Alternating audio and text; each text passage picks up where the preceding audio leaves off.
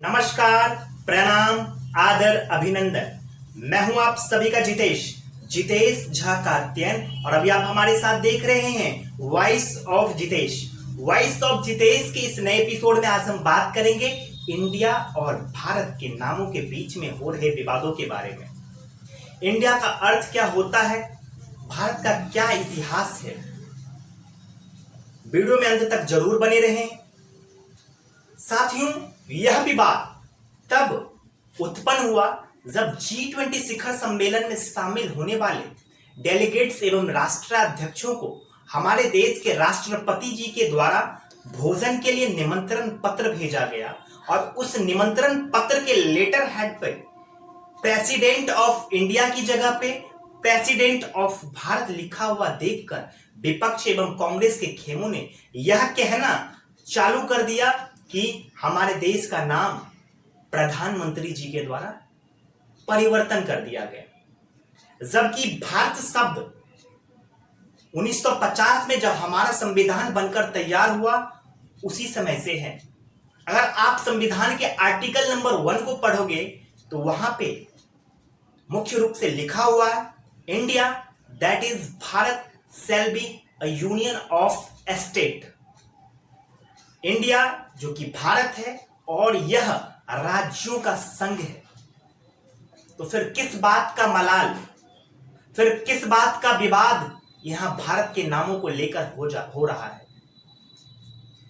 साथियों, इंडिया के नाम को परिवर्तन करने का मांग बहुत दिनों पहले से आ रहा है, जबकि इंडिया नाम के गठबंधन को यह जानकारी होनी चाहिए कि कांग्रेस के खेमे के एक संसद ने 2011 में लोकसभा में एक बिल लाया था जिसमें उन्होंने इंडिया नाम को चेंज करने का सिफारिश किया था।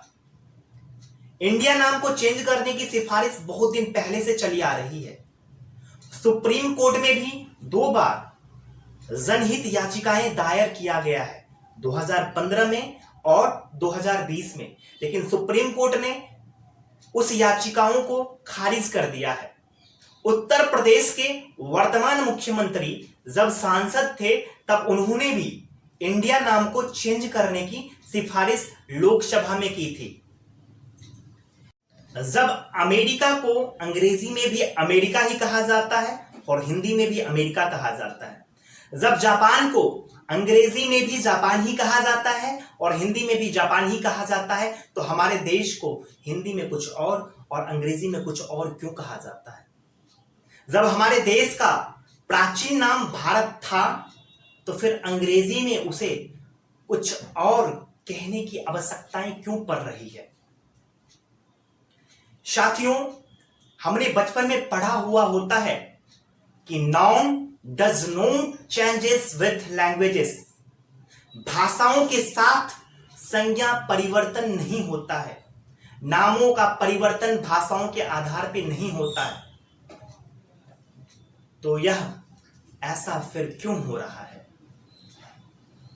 साथियों, हमारे 10,000 वर्ष पुराने ऋग्वेद में लिखा हुआ है कि इस आर्यवर्त की भूमि पर भारत नाम का एक कबीला हुआ करता था।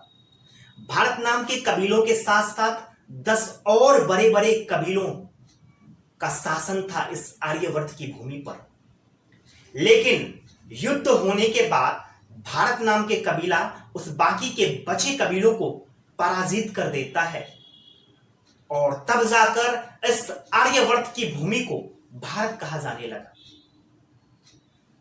एक और मान्यताएं हैं कि महाभारत समय में हस्तिनापुर के महाराज दुष्यंत और माता शकुंतला के वीर पुत्र जो सिंह के जबड़ों में हाथ डालकर उनके दांत को गिन लिया करते थे, उस महाराजा भरत के नाम पर इस देश का नाम भारत पड़ा है। अगर विष्णु पुराण की बात करें तो उसमें यह वर्णन मिलता है कि भगवान ऋषभदेव जब अपने राजपाट को त्याग कर वन की ओर प्रस्थान कर रहे थे तो उन्होंने अपने बड़े पुत्र भरत को अपना पूरा राजपाट और सिंहासन दे दिया। भरत बड़ा ही पराक्रमी हुए और उन्हीं के नाम पर इस आर्यवर्त को भारत कहा जाने लगा।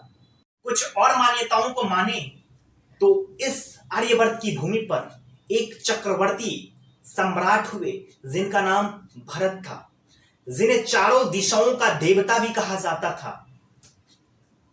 उन्हीं के नाम पर इस देश का नाम भारत पड़ा।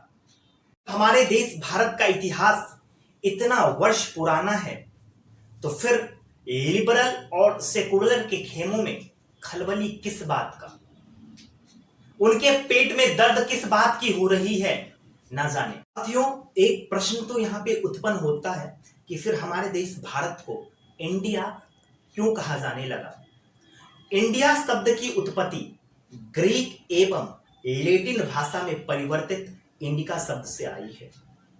अंग्रेज ने जब हमारे देश पर अपना शासन स्थापित किया और हमें गुलाम बनाया, हमारे देशवासियों को गुलाम बनाया, हमारे पूर्वजों को गुलाम बनाया, तो उन्होंने साजिशतः इस देश के नाम को परिवर्तन किया। आपको भी पता होता है कि किसी भी व्यक्ति की पहचान उसके नाम से होती है, उसके नाम से ही उसकी संस्कृति और उसकी सभ्यता जुड़ी हुई होती है। उसी तरह इस देश की संस्कृति और सभ्यता को खत्म करने के लिए अंग्रेजों ने सबसे पहले इस देश के नाम को परिवर्तन किया। आपको पता है कि ईसाई धर्म के अनुसार जो विवाह चर्च में नहीं होता है उन्हें ईसाई लोग अवैध मानते हैं। अब हमारी संस्कृति अलग है, हमारी सभ्यताएं अलग हैं, कुछ और भी समुदाय हैं, तो उनके अनुसार चर्च में नहीं हुई शादी अवैध होती है। लोगों के अनुसार 1934 में ऑक्सफोर्ड डिक्शनरी के एडिशन में छपी इंडियंस का अर्थ होता था इंडियाना का संतान या फिर इंडियाना का वंशज। अब अंग्रेज लोग इंडियाना उसे कहते हैं कि वह आदिवासी महिलाएं जिन्होंने बिना शादी के अवैध संतानें पैदा किया।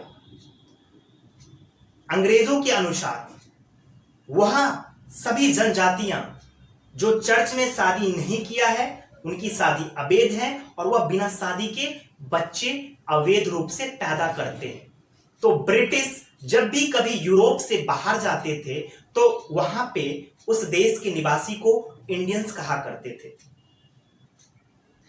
अब ज्यादा जानकारी के लिए आप ब्रिटिश लॉ को भी पढ़ सकते हैं। अगर आप किसी ब्रिटिश को इंडियंस कहोगे तो आपको 6 या 6 महीने से ज्यादा की सजा हो सकती है। आपको यह निर्णय लेना है कि आप भारत माता की जय कहने में गर्व करोगे या फिर इंडिया माता की जय कहने में गर्व करोगे। वीडियो में जानकारी अगर अच्छा लगे तो आप अपने मित्र परिजन एवं सगे संबंधियों के साथ शेयर करना ना भूलें। चैनल को सब्सक्राइब करें। फिर मिलेंगे नए वीडियो में नई जानकारियों के साथ। तब तक के लिए मैं जितेश झा कात्यायन आप सभी दर्शकों से लिए चलता हूं विदा। धन्यवाद।